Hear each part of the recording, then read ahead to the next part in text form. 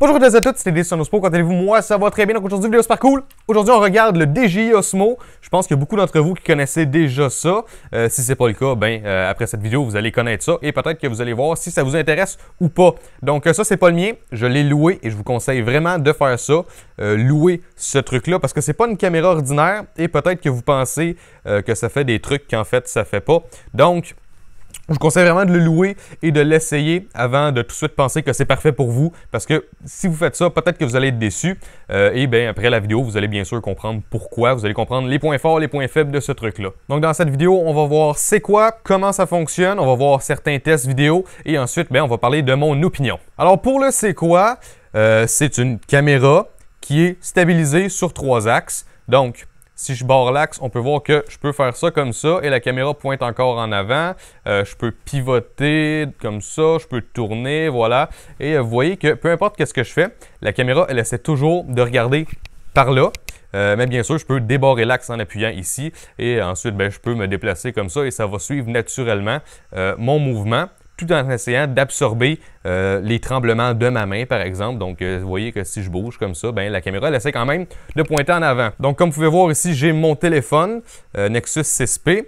C'est connecté par Wi-Fi à l'Osmo pour que je puisse voir sur mon écran ce que je suis en train de filmer et que je puisse avoir accès à d'autres paramètres. Il existe aussi l'Osmo mobile, qu'au lieu d'avoir la caméra ici, on a juste le gimbal, donc le stabilisateur, et le téléphone s'attache sur le stabilisateur. Donc cette version-là est moins chère vu qu'elle n'a pas la caméra et c'est vraiment votre téléphone qui sert la caméra. Il existe d'autres versions aussi de l'Osmo comme tel, l'Osmo Pro, le Plus, le Raw, peu importe, il existe plein de sortes.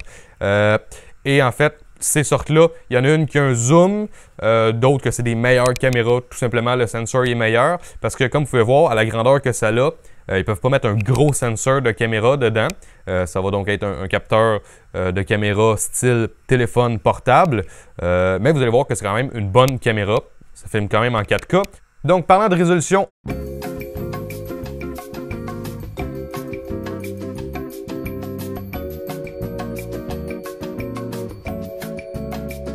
OK, alors maintenant, on va parler de comment ça fonctionne. Moi, j'ai pas le boîtier normal du DJI Osmo. J'ai une grosse boîte qu'on m'a prêtée quand j'ai loué l'Osmo. Donc, la boîte qui vient avec l'Osmo, je vais vous montrer une image à l'écran. Bon, alors, en ce qui est des accessoires, on a bien sûr un chargeur de batterie qui se branche au mur avec un fil comme ça. Donc, on prend tout simplement la batterie, on la clip dedans. Et voilà, on peut charger. Je ne sais pas si vous voyez, mais quand je branche la batterie, une petite lumière qui s'allume. Donc, étrangement, la batterie alimente la lumière. Donc, si vous oubliez votre batterie dans votre chargeur, ça pourrait théoriquement la décharger. Donc, c'est un petit peu bizarre. Mais sinon, le chargeur, il fonctionne bien et ça charge tout de même relativement vite. Et parlant de rapidité de chargement, c'est quand même bien que ça recharge assez vite parce que cette batterie-là se décharge en environ 1 heure quand on utilise l'Osmo et il y en a seulement une qui vient avec l'Osmo quand vous l'achetez. Donc, il faut probablement en acheter 2 ou même 3 pour pouvoir l'utiliser pour une bonne période de temps. Donc, c'est une batterie de 980 mAh, c'est pas beaucoup. Et puis, quand vous êtes en train de filmer avec l'Osmo, ça descend quand même assez vite. Alors sur l'Osmo, on peut bien sûr attacher différentes sortes de sangles, mais aussi des filtres qu'on peut tout simplement visser sur l'objectif de l'Osmo. Ensuite, on a le support à téléphone portable, qui est tout de même très bien fait, très rigide, c'est complètement fait en métal et ça s'étire quand même beaucoup. Donc moi, je suis capable de rentrer mon Nexus 6P. Je suis presque au maximum avec le Nexus 6P, mais je veux dire, ça fonctionne quand même et c'est très solide. Là, je veux dire, votre téléphone, c'est impossible qu'il tombe en bas de ça, tant aussi longtemps que vous l'avez bien vissé ici sur le côté. Et d'ailleurs, cette vis-là, vous pouvez mettre d'autres accessoires. Bien sûr, c'est à acheter séparément, mais ce petit support à téléphone fonctionne quand même très bien. À l'arrière de la caméra, on a un petit port USB, à savoir que c'est pas pour recharger, c'est seulement pour faire les transferts de données. Donc, vous ne pouvez pas brancher un chargeur à l'Osmo pendant que vous l'utilisez. Il faut vraiment enlever la pile et la brancher dans son chargeur qui est relié au mur. Donc ça, c'est un petit peu moins pratique. Et de l'autre côté, on voit qu'il y a l'endroit pour mettre la carte micro SD. Bon, alors l'Osmo, c'est très important de verrouiller le gimbal quand on le range parce que, bien sûr, c'est quelque chose de très fragile. Donc, quand il est barré, il y a moins de chances de l'abîmer. Et c'est très simple à débarrer. Donc, sur chaque axe, on voit de quel côté il faut tourner pour le barrer ou le débarrer. Donc, ici, on voit les petits cadenas. Même chose, les petits cadenas en haut ici. Et sur le côté, on a un genre de petit interrupteur. Donc, premièrement, ce qu'on fait, c'est on débarre la caméra comme telle. Ensuite, on va débarrer notre axe ici. Et ensuite, le petit interrupteur. Et ensuite, bien, comme vous voyez, le gimbal, il n'y a plus de résistance du tout dessus. Super fluide et tout. Et voilà. Sauf que quand on le range, comme je dis, il faut le barrer. C'est très important. Bon alors, si on regarde l'Osmo, on le tient donc comme ça. Alors si je regarde où il y a mon index, j'ai un petit trigger. Donc ce bouton-là, il va servir à plusieurs choses. Donc le bouton, si je le maintiens, la caméra va verrouiller l'axe et peu importe ce que je vais faire avec, la caméra va toujours essayer de pointer à l'avant. Donc non seulement elle va essayer de réduire les vibrations qui viennent de mes mains, mais elle va toujours essayer de pointer à l'endroit où vous avez commencé à appuyer sur le trigger. Si vous appuyez 2 fois sur le trigger, le gimbal va se réinitialiser et la caméra va bouger de façon à pointer devant vous. Et si vous appuyez 3 fois, la caméra va se retourner pour faire un mode selfie. Bon alors comme vous pouvez voir, quand j'appuie pas sur le trigger, la caméra elle suit mon mouvement. Et si j'appuie sur le trigger, voilà, je vais pouvoir tourner. Et maintenant, la caméra, elle essaie plus vraiment de suivre mon mouvement. Elle essaie vraiment de regarder directement en face, donc à l'endroit où j'ai commencé à appuyer sur le bouton. Donc maintenant, si je lâche le bouton, vous voyez, la caméra, elle suit. Je pense que c'est important de noter que l'Osmo, c'est un appareil quand même bruyant. Donc je vais approcher mon microphone de la caméra.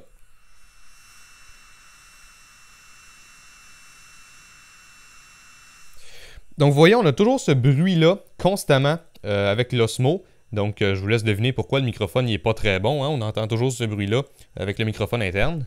Alors, pour faire le setup de l'Osmo avec le téléphone, c'est pas très difficile. On allume l'Osmo, il va créer un réseau Wi-Fi. Donc, allez dans vos paramètres Wi-Fi et sélectionnez le réseau de l'Osmo.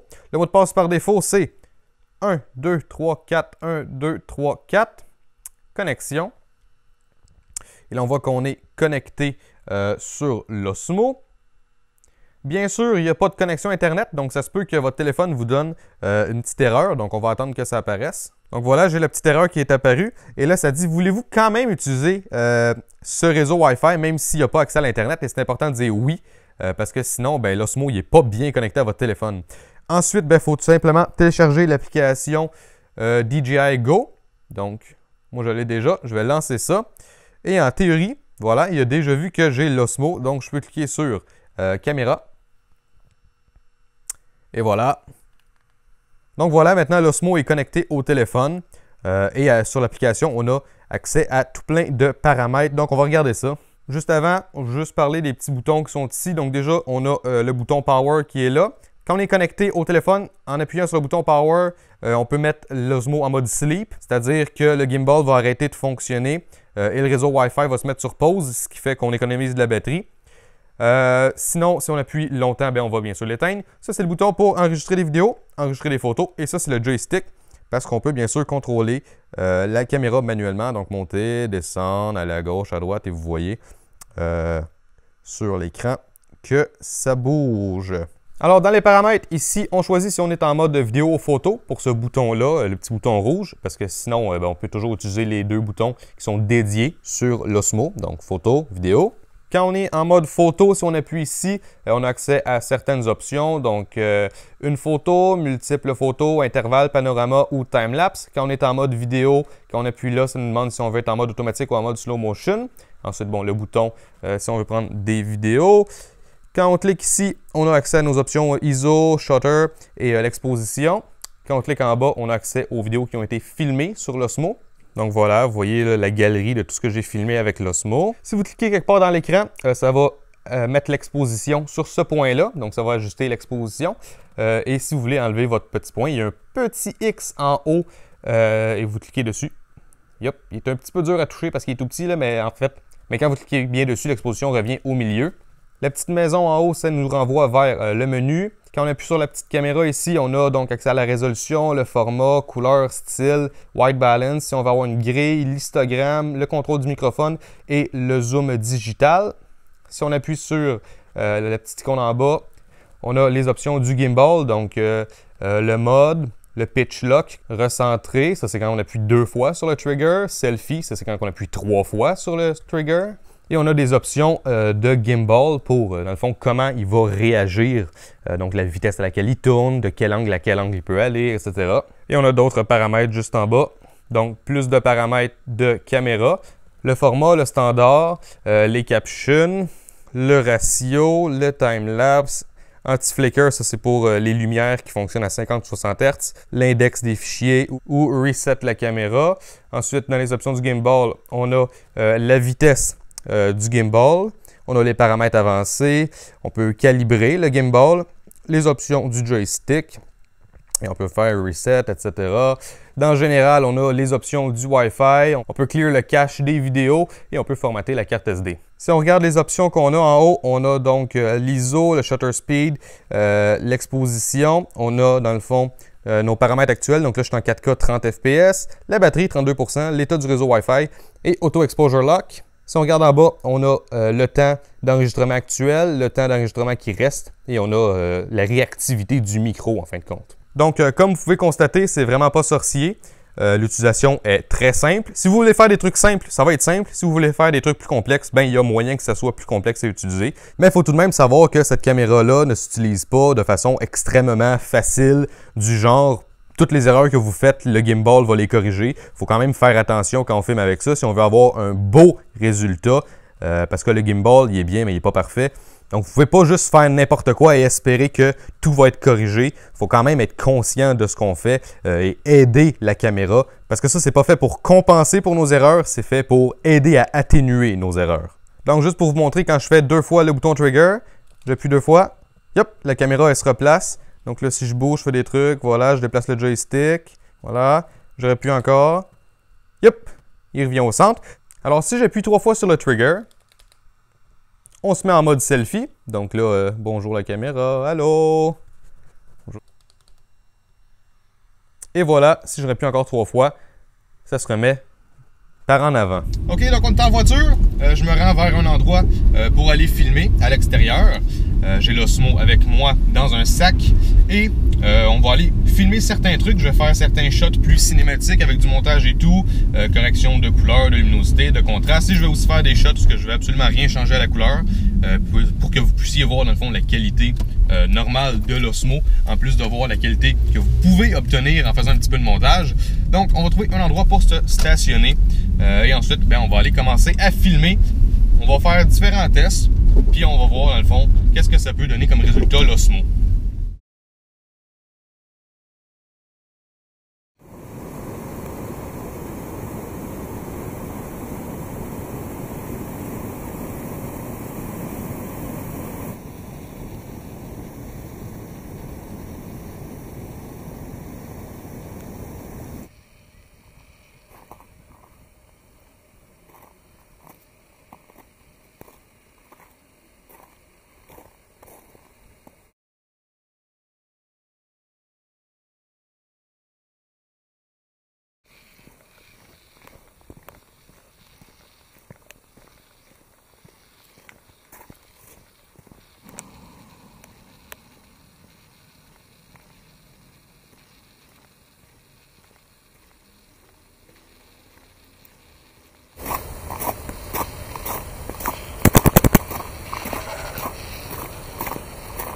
Donc comme vous voyez là, j'essaie de le faire plus un petit peu style vlog. Donc on voit que c'est quand même stable, mais chaque fois que je fais un pas, ben on le voit quand même. Tandis que si je fais un petit peu plus attention, peut-être que là ça va avoir l'air plus fluide. Vous allez probablement remarquer que le microphone il n'est pas excellent. Parce que le DJI Osmo lui-même, il fait quand même du bruit. Et en plus là, je suis sur une surface hyper glissante. Mais bref. Vous pouvez constater que quand je fais attention, c'est beaucoup moins pire, mais là, si je me mets à marcher comme ça, on va probablement voir les pas quand même.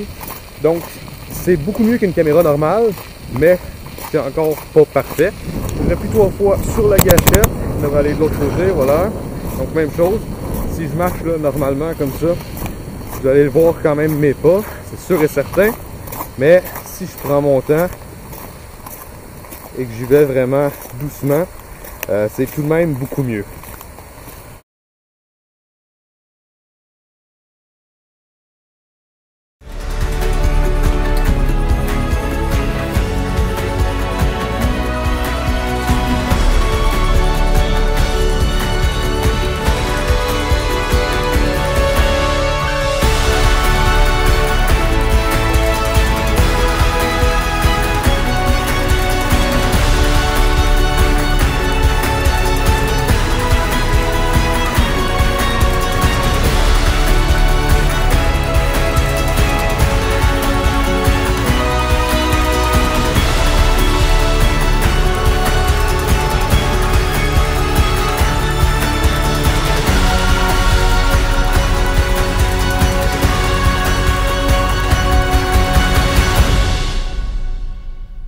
Alors j'espère vraiment que jusqu'à date, la vidéo est pas si mal parce que j'étais un petit peu pressé par le temps ce matin. Je viens juste d'aller porter la caméra et là, je continue la vidéo en parlant de mon opinion. Et j'ai noté quand même beaucoup de choses que j'ai à dire. Donc on va pas perdre plus de temps, c'est parti! Alors si on commence avec les points positifs, le gimbal est quand même très efficace. Il garde la caméra stable, c'est ça qu'on veut. Donc une bonne réduction de certains faux mouvements, les tremblements, etc.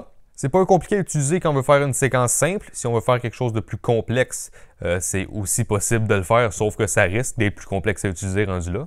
Comme vous avez pu le voir dans les tests que je vous ai montrés, la caméra donne quand même une bonne qualité vidéo quand c'est un état d'éclairage qui est quand même bien, un éclairage idéal.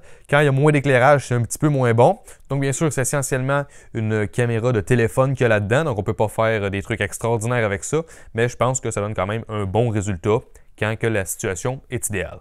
C'est un bon moyen d'avoir des séquences très stables à des endroits où on ne pourrait pas nécessairement amener des gros équipements de stabilisation, comme par exemple on est allé filmer au Salon de l'Auto. On ne pouvait pas amener un gros gimbal avec le DSLR dedans et tout. Il y a beaucoup de gens, c'est des voitures, on ne veut pas les abîmer en les accrochant.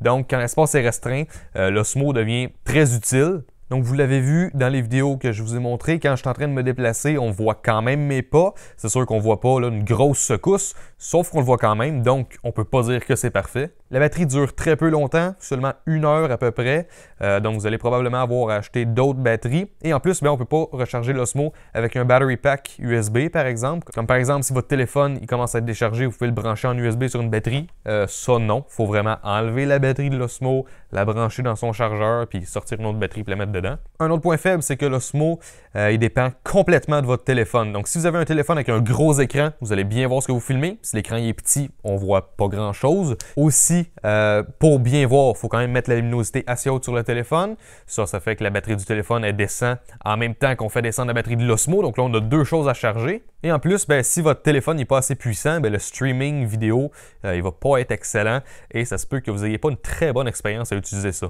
Bien que la qualité vidéo, elle soit pas mauvaise, elle est quand même très bonne, mais on dirait que je m'attendais à un petit peu mieux d'une caméra qui vaut quand même 800 $. Donc, je suis conscient que la majorité de l'argent va dans la stabilisation, mais je m'attendais à quand même un petit peu plus de qualité. Et pour ceux qui font des vlogs avec ça, moi, je trouve que ça donne un look complètement pas naturel. C'est sûr que si on regarde une vidéo qui tremble beaucoup, on va le remarquer, mais quand on regarde une vidéo d'un vlogueur normal, si ça tremble pas trop, on ne cherche pas à trouver le tremblement, on fait juste regarder la vidéo et on ne se rend pas tant compte que ça tremble. Tandis qu'avec l'Osmo, je trouve que on remarque que c'est extrêmement stable, mais avec des petits défauts. Puis moi, je trouve que c'est complètement dérangeant. Donc ça nous amène à nous poser la question, à qui s'adresse cette caméra? Bon, alors pour un amateur, c'est pas idéal. La caméra a un certain temps de configuration. On peut pas juste l'allumer et commencer à filmer. Non, il faut mettre le téléphone sur le mount, il faut allumer l'Osmo, il faut se connecter au Wi-Fi, il faut ouvrir l'application. Et ça, c'est quand l'application fonctionne comme il faut, parce que des fois, ça fonctionne pas. Il faut supprimer le réseau Wi-Fi du téléphone, le remettre dedans, redémarrer le téléphone. Bref, des fois, l'application, elle fait des trucs un petit peu bizarres. En plus, le micro, il est pas super. Il faut acheter un micro séparément à l'Osmo. Et si on sait pas bien filmer, l'Osmo, il va pas bien filmer. C'est une caméra qui améliore ce qui est bien filmé, mais elle va pas corriger les erreurs. Alors peut-être que ça s'adresse à un professionnel, sauf qu'encore là, un professionnel va s'attendre à avoir une caméra qui est de bien meilleure qualité. Donc là, il faudrait aller dans un Osmo supérieur,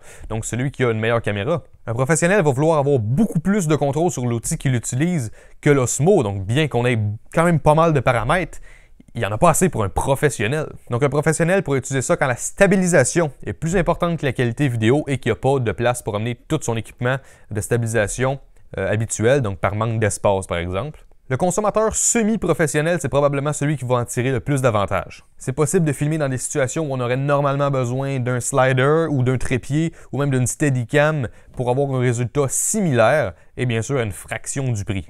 Donc ça va pas être aussi bon que si on utilise l'option plus dispendieuse, sauf que ça va être bien mieux qu'utiliser une caméra ordinaire. Bref, c'est un outil qui est quand même excellent quand on s'en sert bien. C'est pas une caméra parfaite qui corrige tous les faux mouvements et qui fait tout seul. Il faut quand même bien savoir filmer pour bien l'utiliser et avoir un bon résultat. Donc au prix que ça coûte pour savoir si c'est bon pour vous, il faut que vous vous demandiez dans les vidéos que vous faites, qu'est-ce que vous devriez privilégier entre la qualité vidéo ou la stabilisation. Donc si vous, c'est vraiment la stabilisation qui est importante dans ce que vous faites, probablement que l'Osmo il va être utile pour vous. Donc, c'est un style de caméra qui est quand même spécial, et vu qu'il est accessible à monsieur, madame, tout le monde, vu que c'est pas extrêmement dispendieux, ça fait qu'il y a beaucoup de gens qui l'achètent sans être extrêmement avertis de ce que ça fait réellement. Donc, c'est pas tout le monde qui est bien informé dans le domaine des caméras. Eux, ils voient un gadget qui a l'air cool, ils l'achètent, puis ils se disent que ça va être parfait, mais c'est pas nécessairement le cas. Je vous conseille donc de faire comme moi, donc soit louer la caméra ou l'emprunter à quelqu'un pour voir si c'est vraiment fait pour vous, parce que c'est probablement très différent de ce que vous avez déjà utilisé auparavant. Donc, c'est important de voir si c'est fait pour vous avant d'investir 750-800 $ là-dedans. Les gens semblent avoir beaucoup d'attentes envers cette caméra-là parce que c'est un gadget qui a l'air cool, on voit la caméra qui reste stabilisée et tout, sauf que ça reste que c'est une caméra stabilisée, ça fait pas de la magie, il faut bien savoir comment l'utiliser. Bref, j'espère que ça vous a éclairé. Si vous avez aimé la vidéo, n'hésitez pas à laisser un j'aime et n'hésitez pas à laisser un commentaire. Il va y avoir des liens dans la description pour acheter l'Osmo si ça vous intéresse et ça aide la chaîne si vous utilisez ces liens-là. Donc, n'hésitez pas à me rejoindre sur tous les réseaux sociaux, YouTube, Facebook, Twitter, Google+, et Instagram. Et moi, je vous revois une prochaine fois dans une autre vidéo. Ciao tout le monde!